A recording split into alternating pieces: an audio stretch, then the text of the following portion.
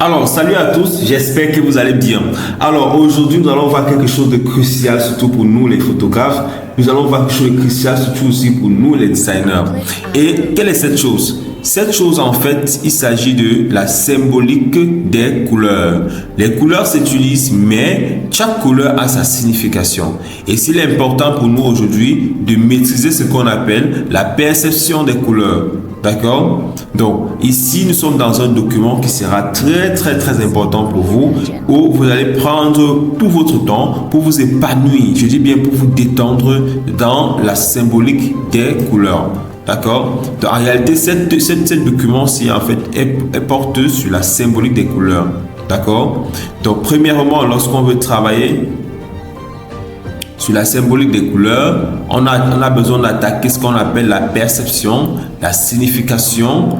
Nous avons besoin également d'attaquer les définitions des couleurs. Nous avons besoin également de maîtriser notre cercle chromatique. Voilà, donc, premièrement, nous allons attaquer la symbolique des couleurs sur la perception des couleurs. La perception des couleurs ici, en réalité, ça varie selon la distance d'observation. Nous allons aller dans le cas pratique. Donc, je vous présente comme ça, pourquoi après nous allons dans le cas pratique. Donc, la perception des couleurs varie avec la distance d'observation. Donc, on nous fait savoir ici que, en réalité, là, l'éloignement s'estompe. D'accord? Lorsque l'éloignement s'estompe les couleurs, la proximité ravive les couleurs. Ça veut dire de plus en plus. Donc, une façon de nous dire que l'éloignement ici adoucit les couleurs et la proximité ravive les couleurs. Donc, plus une couleur est froide, plus la surface doit être importante.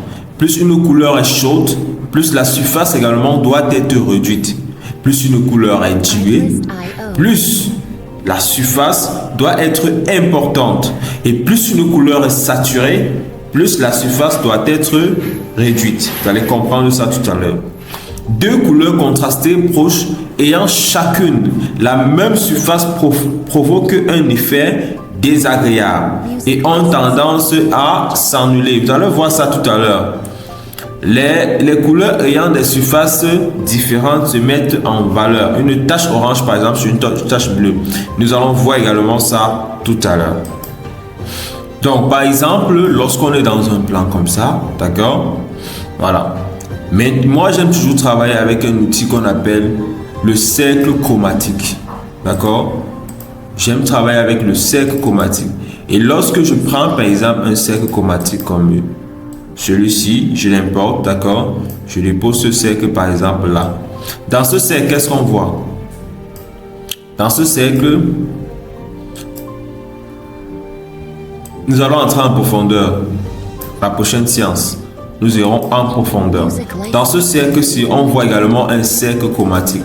Et dans le cercle, nous avons, par exemple, les tons, les couleurs froides, nous avons les couleurs chaudes. Et ces couleurs froides, ce que vous voyez, en réalité, ce sont des tons, ce sont des fonds qui sont doux, en fait, qui frappent pas, qui sont légèrement un peu sombres. Et également, les couleurs chaudes, ce sont les fonds qui sont agressifs. Ce sont les couleurs qui sont agressives. Oui. Et il est essentiel de pouvoir savoir manipuler ces couleurs lorsqu'on veut marier un background, marier des images, embellir également des images. Donc, on n'utilise pas les fonds n'importe comment. Vous ne pouvez pas également appliquer de la couleur sur une image avec un fond sombre. Ça ne peut pas donner.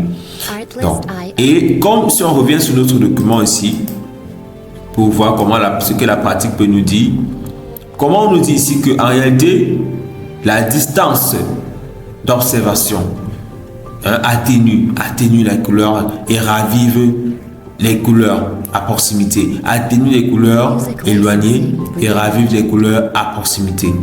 Là, c'est vraiment, c'est pas à rediscuter, c'est pas vraiment à discuter. D'accord? Maintenant, il y a une chose que je peux vous montrer ici, là.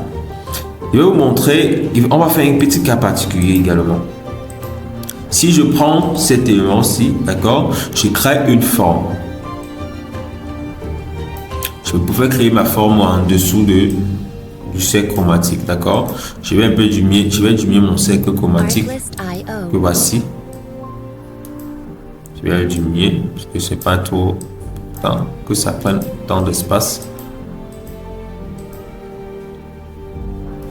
Puis je reviens sur mon rectangle. Je vais changer cette couleur, d'accord? Changeons la couleur, changeons-la. On va cliquer et observez bien. Observez très bien. Ce sont des couleurs froides à ce niveau.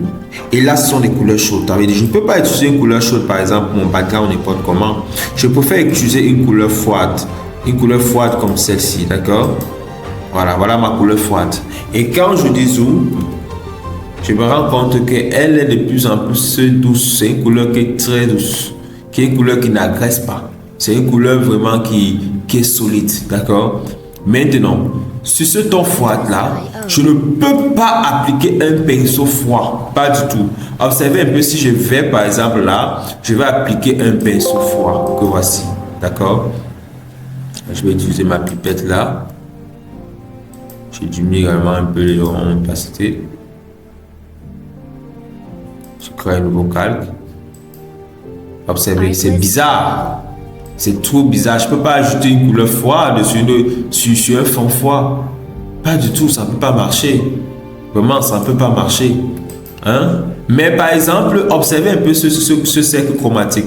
Ce cercle chromatique nous parle de la correspondance de couleurs. Ça veut dire si je sélectionne également cette couleur-ci comme fond, d'accord? Ça veut dire que ça va correspondre beaucoup plus avec la couleur orange aussi, rouge orangé. Ça veut dire si je prends par exemple mon pinceau et je clique, je vais créer un nouveau calque.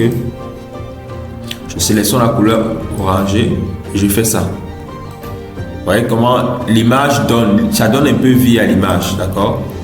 Ça donne vie à l'image. On a ça donne vraiment vie à l'image, d'accord? On pourrait aussi le faire avec d'autres couleurs froides, d'autres couleurs chaudes. D'autres couleurs chaudes, ça pouvait marcher avec ça.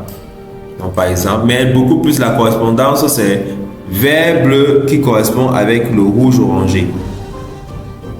Vert bleu correspond avec le rouge orangé.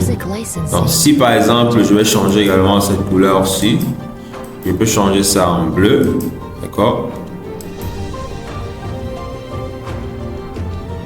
En bleu, c'est beaucoup plus le bleu sombre.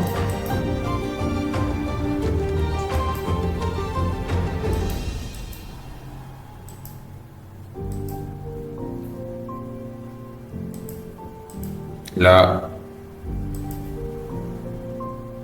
Artlist.io.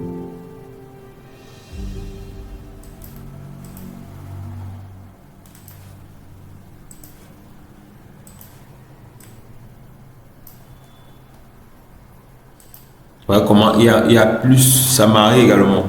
Mais je vais vous faire savoir ici qu'on ne mélange pas les tons clairs avec les tons clairs, on ne mélange pas les tons sombres avec les tons sombres.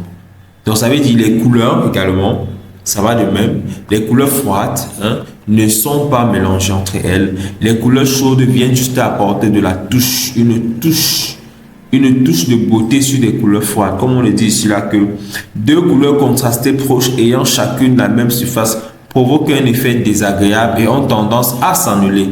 Mais deux couleurs ayant des surfaces différentes se mettent en valeur. Donc ça veut dire par exemple une tache orange sur un fond bleu. On vient de le faire tout à l'heure. Donc voilà en fait ici ce qu'on parle de la perception des couleurs. Quand vous utilisez vos couleurs, vous devez faire très attention.